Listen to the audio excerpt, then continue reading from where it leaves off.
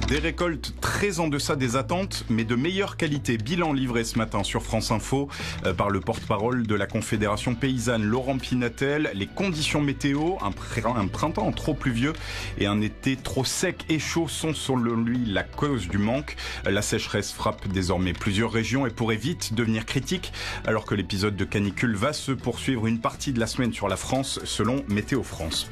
Il tentait d'incendier une voiture quand il a pris feu. Un adolescent de 16 ans, hospitalisé la nuit dernière en urgence absolue à Grenoble. Il est gravement brûlé sur un quart du corps. Il doit être transféré dans la journée au service des grands brûlés de l'hôpital de Lyon. 3 soldats tchèques, tous membres d'une mission de l'OTAN, ont été tués ce matin dans un attentat suicide en Afghanistan. Un kamikaze à pied a pris pour cible leur patrouille. C'était près de la ville de Charikar, dans l'est du pays.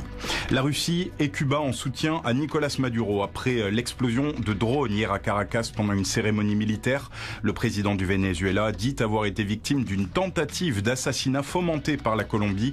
Un groupe rebelle vénézuélien a revendiqué cette attaque. L'opposition dit désormais craindre une vague de répression. Et puis l'ancien résistant à Arsène Tchakarian est mort hier à l'âge de 101 ans. On l'apprend cet après-midi. Il était le dernier survivant du groupe Manoukian, un groupe rendu célèbre par la fameuse affiche rouge de recherche placardée par les nazis pendant la Seconde Guerre mondiale. France Info.